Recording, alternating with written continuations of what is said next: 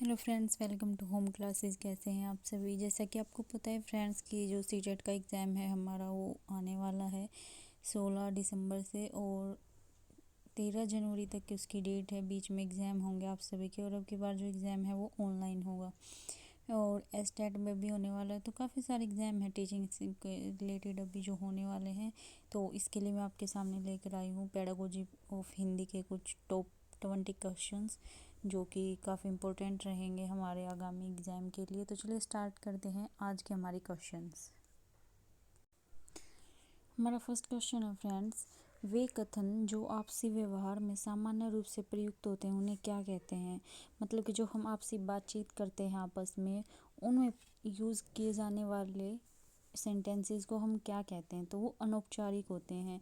अब देखिए इसके बाकी ऑप्शंस को देख लेते हैं। औपचारिक कथन वो होते हैं जैसे कि मान लीजिए कक्षा में एक टीचर और एक स्टूडेंट जब बात करते हैं तो उनके बीच में जो कन्वर्सेशन होती है जो स्टडी से रिलेटेड होती है उसको हम औपचारिक बोल सकते हैं। तो अगर हम वैसे ही कोई बातचीत कर रहे हैं अपने घर वगैरह में तो वो हमारा अनौपचारिक कथन होते हैं। इसके बाद है हमारा सेकंड क्वेश्चन, व्याकरण शिक्षण की वह पद्धति अपेक्षाकृत अधिक उचित है जिसमें कि अगर हम मान लीजिए बच्चों को पढ़ा रहे हैं तो कौन सी विधि जो है वो सबसे उचित है? तो इसमें जो हमारा करेक्ट ऑप्शन है फ्रेंड्स वो हो जाएगा सेकंड, मतलब बी ऑप्शन। बच्चे उदाहरण से नियमों की ओर जाते हैं। अगर हम बच्चों को पहले एग्जाम्पल देते हैं और उसके बाद रूल्स बताते हैं तो वो बेटर रहता है, वो जल्दी सीखते हैं। क्वेश्चन नंबर थर्ड है, देखिए फ्रेंड्स जब भी आप एग्ज़ाम देते हैं तो आपको अपने वे से नहीं सोचना, आपको एज ए टीचर के रूप में सोचना है कि बच्चे के लिए क्या कंफर्टेबल रहेगा। अगर आप बच्चे के लिए बच्चे का कंफर्ट देखकर आंसर करते हैं तो आपका आंसर जो है 100% सही जाएगा। अगर आप खुद को वहाँ पर रख कर देखते हैं एज ए टीचर, या फिर मान लीजिए जैसे अभी हम खुद को लेकर सोचते हैं कि नहीं मैं ऐसे करूँगा ऐसे करूँगा, तो वो फिर हमारा क्वेश्चन गलत रहने के चांस होते हैं। हमें मेनली जो है बच्चे का कंफर्ट देखना है और चाइल्ड सेंटर्ड होकर जो भी आंसर है वो सभी देने हैं। इसके बाद है हमारा नेक्स्ट क्वेश्चन, बच्चों में भाषा प्रयोग की दक्षता विकसित करने के लिए आवश्यक है। तो सबसे ज़्यादा क्या आवश्यक है बच्चों को भाषा का प्रयोग परफेक्टली करें वो? तो इसके लिए उन्हें सुनने और बोलने की पूरी आज़ादी होनी चाहिए। तो ऑप्शन ए जो है वो सही रहेगा, क्योंकि बच्चे जितना ज़्यादा भाषा का यूज़ करेंगे और सुनेंगे उतनी ही अच्छे से वो उसका यूज़ कर पाएंगे। इसके बाद है नेक्स्ट क्वेश्चन, देखिए ये ऐसे जो क्वेश्चन है फ्रेंड्स वो ज़्यादातर सीटेट में देखने को मिलते हैं कि मोना अक्सर लिखते समय शब्दों के अक्षरों को बीच में छोड़ देती है। जैसे पढ़ती को पति लिखती है, अभिनव को अर्णव लिखती है। इसका सबसे उपयुक्त कारण क्या हो सकता है? अब देखिए इसमें आपको क्या है कि ऑप्शंस को हटाना भी आना चाहिए कि ये ऑप्शन नहीं हो सकता, उसे लिखना रुचिकर नहीं लगता, ये कोई बात नहीं हो सकती।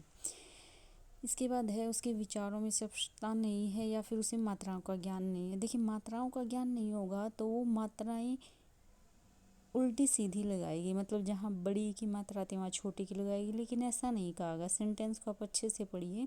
तो इसमें क्या है कि उसके विचार और लिखने की जो गति है ना उसमें सामंजस्य नहीं है। देखिए बीच में हम कब कोई भी जो वर्ण है उसको छोड़ते हैं जब हम ज़्यादा स्पीडली लिखते हैं, तो उसकी जो गति है उसमें प्रॉब्लम है लिखने में, वो फास्टली लिखती है, इस वजह से वो बीच में स्किप कर देती है कई वर्णों को। इसके बाद नेक्स्ट क्वेश्चन आता है, अपनी कक्षा में समावेशी माहौल का निर्माण करने के लिए आप किस बात को सबसे अधिक महत्वपूर्ण? सबसे पहले तो देखिए समावेशी क्या होता है? समावेशी वो होता है जिसमें कि सभी टाइप के बच्चे हैं मान लीजिए आपकी क्लास में, तो आपको जैसे कि किसी को सुनने में प्रॉब्लम हो सकती है, देखने में भी हो सकती है, तो इसके लिए सबसे अच्छा क्या यूज़ करेंगे आप? तो इसमें डी ऑप्शन करेक्ट रहेगा कि हम अलग अलग तरह के दृश्य श्रव्य साधनों का उपयोग करेंगे आवश्यकता अनुसार। ये नहीं है कि हम डेली हर पीरियड में इनका यूज़ करें, तो वो भी थोड़ा सा डिफ़िकल्ट हो जाता है। तो आवश्यकता के अनुसार हम दृश्य श्रव्य संसाधनों का प्रयोग करेंगे ताकि जो डिसेबल बच्चे हैं वो भी अच्छे से जो पढ़ा रहे हैं उसको समझ सकें। इसके बाद नेक्स्ट क्वेश्चन आता है फ्रेंड्स, हिंदी साहित्य के इतिहास के संदर्भ में modern vernacular literature of Hindustan किसने लिखा? तो ये एक बुक है, ये किसने लिखी है? तो इसका डायरेक्ट ऑप्शन आएगा बी, जॉर्ज अब्राहम ग्रियर्सन ने। इसके बाद हमारे सामने नेक्स्ट क्वेश्चन आता है, सतीश 7वीं कक्षा का विद्यार्थी है, वह निबंध लिखते समय कुंजी मतलब गाइड की रटी हुई भाषा का प्रयोग करता है। देखिए जैसे कि हम कई बार जब निबंधात्मक क्वेश्चंस के आंसर देते हैं तो हम अपनी तरफ से भी कुछ लाइनें लिख देते हैं, तो लेकिन वो ऐसा नहीं करता। कुछ बच्चे क्या होते हैं कि जैसा बिल्कुल बुक में दिया है एज इट इज़ भाषा का प्रयोग करके लिखते हैं। तो इसका कारण क्या हो सकता है? इसके कारणों में सबसे कमज़ोर कारण क्या हो सकता है? तो कमज़ोर कारण अगर हम देखेंगे देखिए, उसकी लिखित भाषा पर पकड़ नहीं है, उसमें विचार करने का सामर्थ्य नहीं है, सृजनात्मक लेखन की शिक्षण पद्धति उचित नहीं है, या फिर उसकी मौखिक भाषा बेहद कमज़ोर है। तो क्वेश्चन में फ्रेंड्स क्या पूछा गया कि कारणों में सबसे कम मतलब सबसे कम कारण कौन सा हो सकता है? तो मौखिक भाषा बेहद कमज़ोर है, इसे लिखने से कोई इसका रिलेशन नहीं है ज़्यादा, तो ये सबसे कम कारण है। बाकी जो कारण है कि लिखित पर पकड़ नहीं होती तो भी बच्चा जो है एज इट इज़ लिखता है, और विचार अगर वो अच्छे से प्रकट कर पा रहा है तो वो उसको लिख भी सकता है, और सृजनात्मक लेखन में तो अच्छे से बच्चा अपने अकॉर्डिंग ही लिख सकता है। तो इसमें जो लास्ट ऑप्शन है वो करेक्ट रहेगा। फ्रेंड्स, अभी तक अगर आपने हमारी वीडियो को लाइक नहीं किया तो प्लीज़ लाइक कीजिए, और अगर आपको हमारे क्वेश्चंस अच्छे लगे तो चैनल को सब्सक्राइब कर लीजिए, ताकि आपको आने वाली हमारी जो वीडियोस हैं वो मिलती रहें। डेली मैं आपके सामने वीडियो डालूँगी इसके रिगार्डिंग, जो हमारे अभी एग्ज़ाम होने वाले हैं उनसे रिलेटेड क्वेश्चंस की। नेक्स्ट क्वेश्चन आता है, उच्च प्राथमिक स्तर पर हिंदी भाषा शिक्षण का एक सर्वाधिक महत्वपूर्ण उद्देश्य है। उच्च प्राथमिक स्तर कौन सा होता है? 6 to 8 क्लास। तो उसमें जो हिंदी सिखाते हैं बच्चों को, उसका सबसे महत्वपूर्ण उद्देश्य क्या है? तो देखिए लास्ट वाला ऑप्शन करेक्ट रहेगा कि बच्चों में समझ के साथ पढ़ना, कि वो उस चीज़ को अंडरस्टैंडिंग के साथ पढ़ें और लिखने की क्षमता का विकास करना। नेक्स्ट क्वेश्चन है फ्रेंड्स, भाषा सीखने में सबसे बड़ा बाधक तत्व हो सकता है। तो जो सबसे बड़ा बाधा है वो क्या है भाषा सीखने में? तो जो इसका आंसर रहेगा वो हमारा रहेगा बाधक पूछा है इसमें। तो एक मिनट फ्रेंड्स, भाषा में आंकलन। तो देखिए आंकलन ज़रूरी नहीं है, हमें भाषा के प्रयोग पर बल देना चाहिए।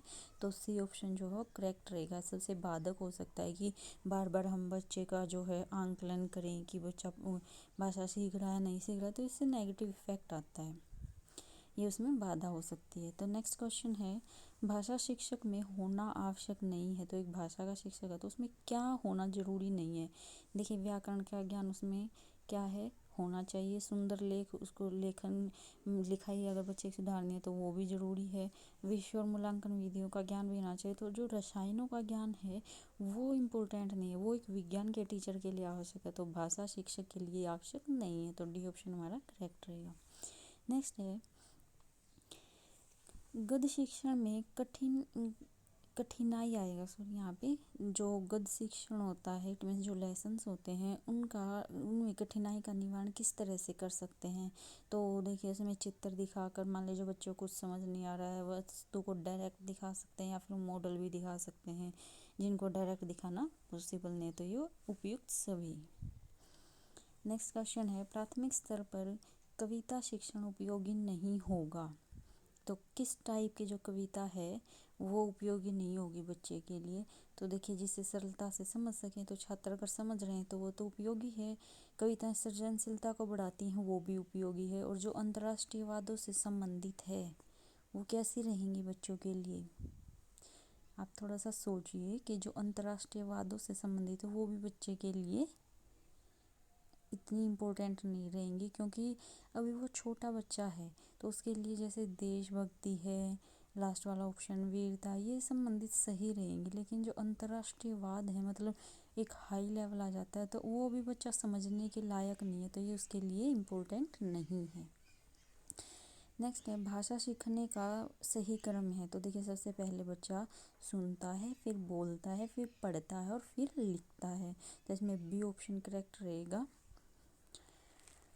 नेक्स्ट क्वेश्चन है हमारा, 8वीं कक्षा के बच्चों के भाषा आंकलन के लिए आप किसे सबसे कम महत्वपूर्ण मानते हैं? देखिए क्वेश्चन पर अच्छे से पढ़ना बहुत ज़रूरी है कि कम महत्वपूर्ण पूछा है। तो जो इसका सही आंसर रहेगा ये हमारा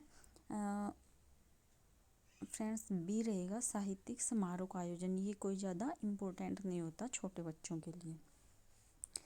नेक्स्ट क्वेश्चन है, रूपा बड़े समूह के सामने अपनी बात कहते समय अटकती है, एक शिक्षक के रूप में आप उसकी सहायता कैसे करेंगे? तो देखिए हमें क्या करना चाहिए, तो बच्चे को शुरू में छोटे छोटे समूह में बात करने का अवसर देनी चाहिए। तो ये ऑप्शन करेक्ट रहेगा। अगर वो बड़े समूह के सामने नहीं बोल पा, जब उसकी हेजिटेशन दूर हो जाएगी छोटे समूहों से बात करने के बाद, तो वो बड़े समूह के सामने भी अपनी बात बोल पाएंगी। नेक्स्ट क्वेश्चन है, भाषा शिक्षण के अंतर्गत वर्तनी संबंधी त्रुटियों का निवारण करना चाहिए।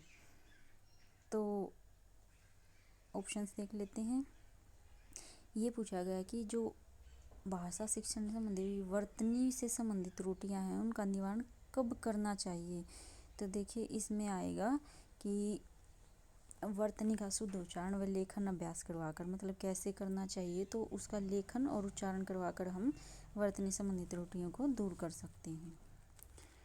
नेक्स्ट क्वेश्चन है, उच्च प्राथमिक स्तर पर भाषा सीखने सिखाने की प्रक्रिया में डैश की उपेक्षा बिल्कुल नहीं की जा सकती। तो किसकी उपेक्षा नहीं की जा सकती? तो इसमें जो है बच्चे की भाषिक पृष्ठभूमि की उपेक्षा नहीं की जा सकती। उसमें जो भाषा है, उसकी मातृभाषा है, उसका भी अहम रोल होता है। नेक्स्ट क्वेश्चन है, वर्णों के उस समूह को जिसमें कोई निश्चित अर्थ निकाला हो कहा जाता है। तो देखिए जो वर्णों का समूह होता है वो शब्द होता है, जो शब्दों का समूह होता है वो हमारा वाक्य होता है। तो इसमें पूछा गया वर्णों के समूह को क्या कहते हैं, तो शब्द कहते हैं। अगर आपको दिख नहीं रहा था फ्रेंड्स, आप जो आपकी स्क्रीन है उसको आप पूरी स्क्रीन पे जूम कर लीजिएगा अच्छे से आपको, ताकि क्वेश्चन दिखाई दे। नेक्स्ट क्वेश्चन है, पियाजे के अनुसार भाषा अन्य संज्ञानात्मक तंत्रों की भांति परिवेश के साथ डैश के माध्यम से विकसित होती है। तो जो भाषा है वो परिवेश के साथ किससे के माध्यम से विकसित होती है, तो ये अंतःक्रिया के माध्यम से जो है, जैसे कि एक दूसरे से जब हम बातचीत करते हैं समाज में तो हमारी भाषा डेवलप होती है। तो ये फ्रेंड्स थे आज के हमारे कुछ इम्पोर्टेंट क्वेश्चंस। आई होप आपको अच्छे लगे होंगे। अगर आपको अच्छे लगे तो प्लीज़ चैनल को सब्सक्राइब करें व वीडियो को लाइक ज़रूर करें। Thank you.